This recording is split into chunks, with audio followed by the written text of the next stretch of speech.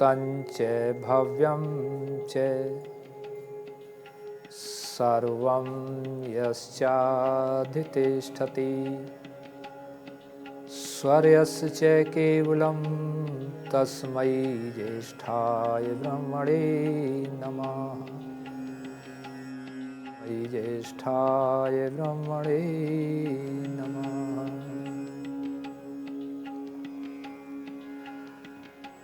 मान्या मातृशक्ति, भद्र पुरुषों, प्यारे बच्चों, पिछले दिनों से मैंने एक चर्चा आपके बीच में प्रारंभ कर रखी है कि सारे ऐश्वर्य प्राप्त करने के लिए हमारे पास कुछ अधिकार पत्र होने चाहिए। और पिछले दिनों मैंने 3 अधिकार पत्र की चर्चा आपके सामने की हुई है। आज चौथे अधिकार पत्र की चर्चा प्रारंभ करते हैं। यजुर्वेद के 40वें अध्याय के दूसरा मंत्र आप समझें कि वो चौथा अधिकार पत्र है। मंत्र इस प्रकार है, ओम कुर्वन्नेव कर्माणि जिजीविषे सतं समाः एवं त्वयि न अन्यथे तो अस्ति न कर्म लिप्यते नरे।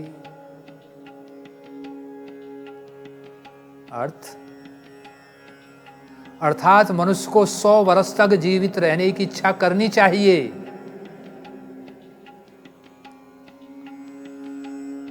लेकिन किस तरह से करनी चाहिए?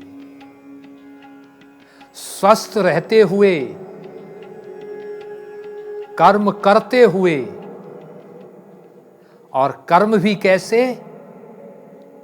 निष्काम कर्म करते हुए। और यदि आप ऐसा करते हैं तो वेद मंत्र कहता अन्यथो तो अस्ति, विपरीत परिणाम नहीं होगा। अर्थात जैसा आप फल चाहोगे वैसा फल मिलेगा। न कर्म लिप्यते नरे, और ना व्यक्ति फिर कर्म के बंधन में पड़ेगा। अर्थात 14 अधिकार पत्र हमें अपने जीवन में अपनाना है कि हम अपने जीवन में कभी निठल्ले ना रहें, मेहनत करें, परिश्रम करें।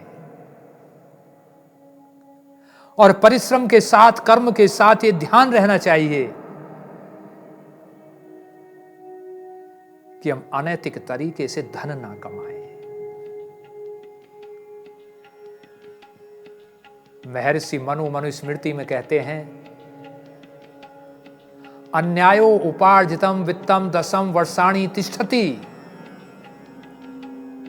एकादशम वर्षे प्राप्ते तद समूलम विनिश्यति।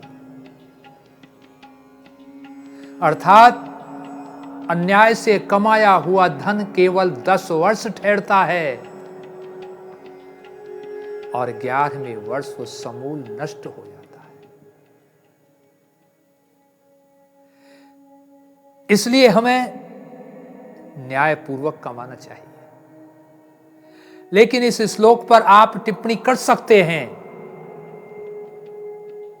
उसका समाधान भी मैं यहां करना चाहूंगा।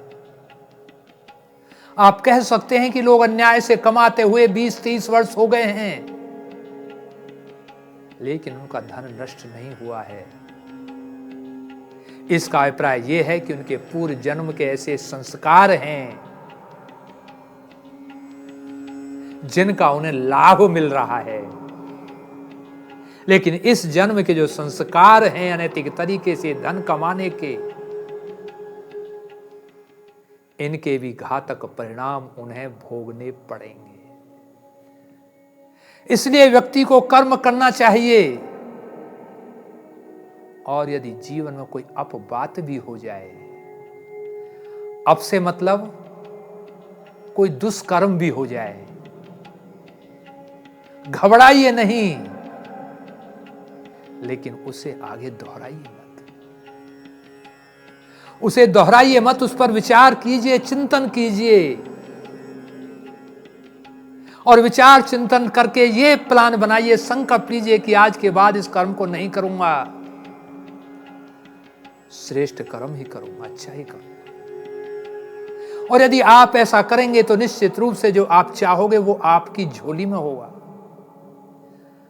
महाराणा भर्तृहरि कहते हैं, यदि मनुष्य चाहे तो खरगोश के सींग प्राप्त कर सकता है, यदि मनुष्य चाहे तो खारे समुद्र को एक शहद की बूंद से मीठा कर सकता है, यदि मनुष्य चाहे तो बालू रेत से तेल निकाल सकता है। पवित्र आत्मा आप जानते हैं, बालू रेत में तेल नहीं है, खरगोश के सींग नहीं होते हैं। एक खारा समुद्र एक बूंद से कैसे मीठा हो जाएगा? लेकिन महाराणा भर्तृहरि कहते हैं, और चौथी पंक्ति में एक बात और कहते हैं कि तीनों बातें संभव हैं, और चौथी पंक्ति में वो कहते हैं कि लेकिन मूर्ख मनुष्य को समझाया नहीं जा सकता है, मूर्ख व्यक्ति को समझाया नहीं जा सकता है।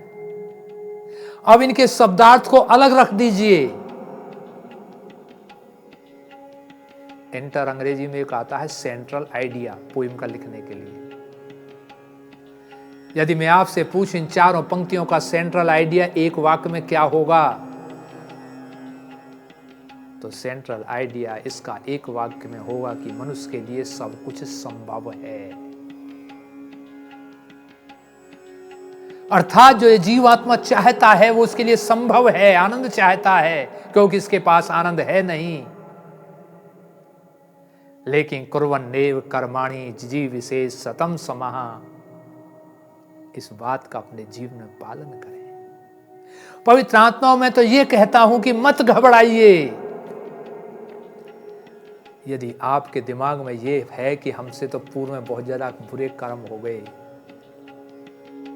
अब कैसे होगा? पवित्र आत्माओं, आज से संकल्प ले लीजिए, आपके जीवन में एक नई रोशनी आनी शुरू हो जाएगी। बहुत पुरानी बात है, लगभग 30 साल पहले मेरी एक जगह वेद कथा चल रही थी, और वहां पर मेरे एक मित्र का गांव भी था। जैसे ही वेद कथा समाप्त हुई, मेरे मित्र बोले मुझसे कि आज हमारे यहां चलना है आपको। शाम को हम चल दिए। उनके यहाँ एक बाग था, बाग में पहुंचते हैं। बाग में मैंने एक वृक्ष देखा, पेड़ आम का, कि पेड़ एक और फल 3 तरह के। अर्थात उस पेड़ पर चौसा भी, लंगड़ा भी और दशहरी भी, 3 तरह के फल। मुझे बड़ा आश्चर्य हुआ, यार वृक्ष एक और फल 3 तरह के। रात्रि में खाना खाने के बाद सो गए। मैं चिंतन करता रहा, विचार करता रहा, यार पेड़ तो एक है, फल 3 तरह के कैसे हो गए? रात्रि के 12-1 बजे मेरे दिमाग में एक बात आई, जिसे मैं आपके सामने शेयर कर रहा हूं। मैंने एक अर्थ निकाला उसका, कि जिस समय माली ने ये बीजारोपण किया होगा, तो देसी खट्टे या किसी भी तरीके की गुठली उसने डाल दी होगी, और जब वो बीज अंकुरित हुआ, उस माली ने अपनी बुद्धिमत्ता से, अपने ज्ञान से उस पर कलम लगा दी, एक दशहरी, एक लंगड़ा की, एक चौसा की। और जब वो फलदार वृक्ष हुआ, तो वो मीठे मीठे स्वादिष्ट फल देने वाला बन गया। मैंने इस बात को इस बात से जोड़ा कि यदि व्यक्ति के पूर्व जन्म के संस्कार या वर्तमान जन्म में कुछ खोटे कर्म भी हैं, तो बीज रूप में जमेंगे तो वो अवश्य बीज रूप में जमेंगे तो अवश्य, लेकिन अपने पुरुषार्थ से, अपने कर्म से आप उन खट्टे बीजों में भी, खट्टे अंकुर में भी आप मीठा फल लगा सकते हैं। इसलिए चौथा अधिकार पत्र यह होना चाहिए कि मैं 100 वर्ष तक जीवित रहने की इच्छा करता हुआ और अच्छे अच्छे कर्म ही करता रहूं, तो जो कुछ आपके प्राप्त होगा वो स्थायी भी रहेगा। एक यहां पर उदाहरण और मैं दूंगा आपको। रामायण में आपने देखा होगा, सीता का हरण हो गया। सीता का हरण होने के बाद में राम ने हनुमान को बुलाया। राम ने हनुमान से कहा कि वे राम, मैं तुम्हें एक गुप्तचरी का काम सौंपता हूं, आप गुप्तचरी करके आइए। हनुमान कहते हैं, महाराज जैसा आपका आदेश। आदेश वही था कि लंका में जाइए और लंका में रावण की पूरी गुप्तचरी करके आइए, क्योंकि पहले गुप्तचरी की जानकारी होना सफलता का प्रतीक होता है राजा के लिए। हनुमान जी गए, वापिस आ गए। राम ने पूछा, हनुमान जी क्या देखा? हनुमान कहते हैं कि महाराज वहां तो प्रवचन होते हैं, गली गली में प्रवचन होते हैं लंका में। राम कहने लगे,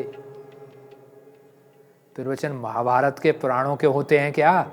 क्योंकि उनसे तो कोई मतलब ही नहीं होता। नहीं महाराज, प्रवचन वेदों के, दर्शनों के, उपनिषदों के प्रवचन होते हैं। राम कहने लगे, हनुमान बस आगे मत कहिए, अब हमें युद्ध नहीं करना है, और अच्छी अच्छी सामग्री तैयार करके बहुत सारे गऊ के घी से वहां पर यज्ञ होते हैं। राम बोले, हनुमान अब आगे मत बताइए, ऐसे राजा पर मैं विजय प्राप्त नहीं कर सकता। हनुमान कहते हैं, महाराज आज बीच में क्यों टोक देते हैं, मेरी पूरी बात क्यों नहीं सुनते हैं? महाराज वहां दीन दुखियों की सहायता भी की जाती है। राम बोलने को शुरू हुए, हनुमान बोले, महाराज थोड़ी देर सुन लीजिए कि महाराज वहां पर इन बातों के होते हुए भी व्यवहार में कोई अपने में लाता नहीं है। आप समझ गए होंगे बात कि ये प्रवचन सुनना, प्रवचन करना, यज्ञ करना, यज्ञ कराना, दक्षिणा देना, दक्षिणा लेना, ये सब व्यर्थ हैं यदि प्रवचनों के माध्यम से अपने जीवन में उन्हें व्यवहारित ना किया जाए। तो कहने का अभिप्राय, ऐसा कर्म कीजिए व्यवहारित करते हुए, तो निश्चित रूप से जीवन में सफलता मिलेगी। पवित्र आत्मा में मैंने चौथे अधिकार पत्र की चर्चा आपके सामने की। अगले अंतिम और 5वें अधिकार पत्र की चर्चा कुछ दिन बाद करेंगे। यहीं पर मैं अपनी वाणी को विराम देता हूं। ओम शांति।